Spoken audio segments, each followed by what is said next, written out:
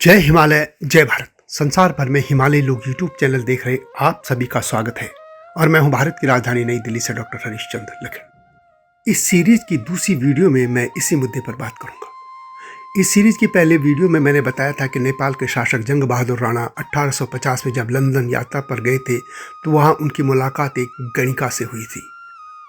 कहा जाता है कि राणा ने उस गणिका पर 2.5 लाख पाउंड लुटा दिए थे। 3 महीने के प्रवास के बाद राणा ने नेपाल लौटते हुए विदाई के समय लौरा को एक हीरे की अंगूठी दी थी, जिसमें उनकी हर इच्छा पूरी करने का भी वचन दिया था।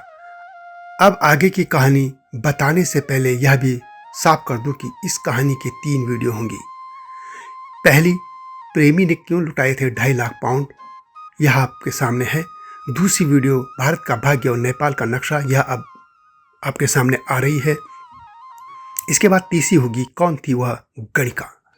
तीनों को लिंक डिस्क्रिप्शन में आपको मिल जाएंगे। आपसे अनुरोध है कि तीनों को देखिएगा। और अब आगे की कहानी पर आगे बढ़ते हैं। भारत में अंग्रेजों की ईस्ट इंडिया कंपनी रजवाड़ों रियासतों को अपने कब्जे में लेती जा रही थी।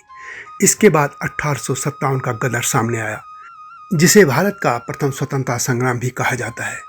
इस संग्राम में नेपाल की भूमिका पर एक वीडियो पहले से ही इस चैनल में है, परंतु मैं यहाँ पर इस बार यह बताने जा रहा हूँ कि नेपाल के शासक जंग बहादुर राणा की प्रेमिका लौरा वेल के कारण भारत का भाग्य और नेपाल का नक्शा किस तरह बदल गया था।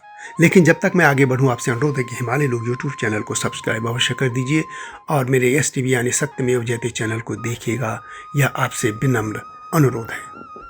सन 1857 का गदर ब्रिटिश ईस्ट इंडिया कंपनी के खिलाफ ब्रिटिश सेना के भारतीय सैनिकों के विद्रोह से शुरू हुआ। इसे भारतीय विद्रोह या भारतीय स्वतंत्रता के पहले संग्राम के नाम से भी जाना जाता है।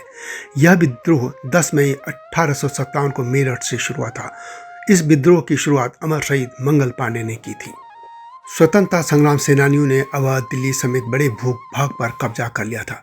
बाद में अंग्रेजों ने विद्रोह के 2 प्रमुख क्षेत्रों गंगा के मैदान और मध्य भारत में विद्रोही ताकतों पर बढ़त बना ली थी।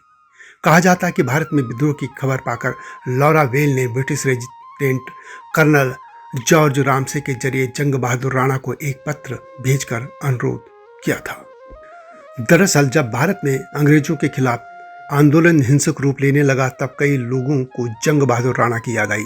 सभी के बीच एक आशंका थी कि क्या जंग बहादुर भारतीय लोगों के खिलाफ युद्ध लड़कर अंग्रेजों का समर्थन कर सकते हैं।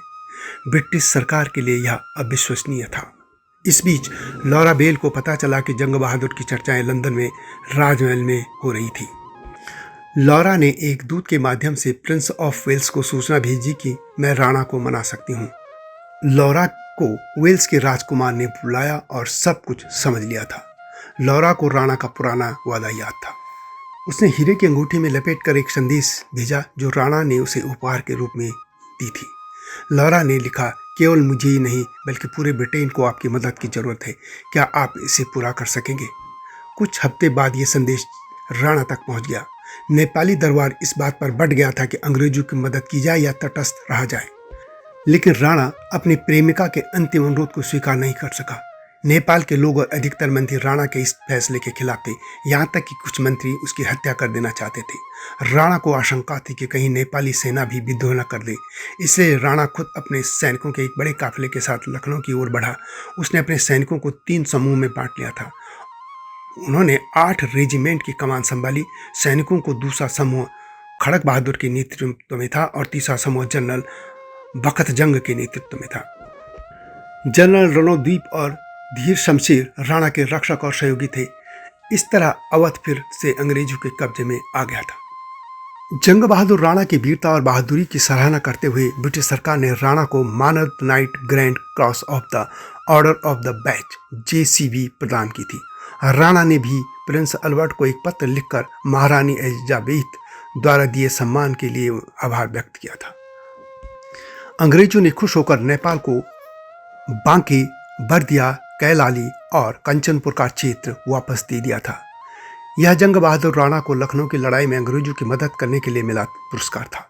इससे अंग्रेजों और नेपाल के बीच कई सीमा विवादों का भी अंत हो गया था। इस घटना के लंबे समय बाद तक इस क्षेत्र को न्यू कंट्री के नाम से भी जाना जाता था।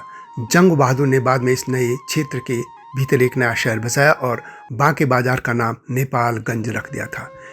इसके बाद फिर राणा 1875 में इंग्लैंड के लिए रवाना हुआ, परंतु बंबई में वह घोड़े से गिर गया और इसे रानियों ने अपशकुन माना और राणा को लंदन जाने से मना कर दिया गया। इसके बाद राणा वापस नेपाल लौट आया। 1877 में राणा का देहांत हो गया। कहा जाता है कि उनकी तीनों रानियां भी उनके साथ चिता में सती हो गई थी। इस पूरी घटना को हम देखें तो यदि अंग्रेजों को राणा की मदद नहीं मिलती तो अंग्रेज 1857 में ही हार जाते और उन्हें फिर भारत छोड़ देना पड़ता। यानी भारत का भाग्य तब बदल गया था। 1857 की जंग में राणा ने जब अंग्रेजों की मदद की तो उसके बदले उन्हें इनाम के तौर पर नेपालगंज और कपिलवस्तु मिल गए थे, लेकिन ब्रिटिश भारत ने गढ़वाल और कुमाऊं का कोई हिस्सा उनको नहीं दिया था। इस तरह नेपाल का नक्शा बदल गया था और यह सब लॉरा वेल के पत्र से हुआ था। कौन थी लॉरा वेल अगली वीडियो में बताऊंगा, लेकिन आपसे अनुरोध है कि हिमालय लोग यूट्यूब चैनल को अवश्य देखिएगा। वीडियो कैसे लगी कमेंट में अवश्य लिखें। जल्दी आऊंगा नई गाथा के साथ, तब तक जय हिमालय जय भारत। हिमालय पे पेड़ हो तो गीत गाएंगी नदियाँ, गीत गाएंगी नदियाँ। पेड़ों पे चिड़िया है तो गीत गाएंगी नदियाँ, पेड़ों पे चिड़िया है तो गीत गाएंगी नदियाँ। माँ की लोरी जैसे होते हैं नदियों के गीत।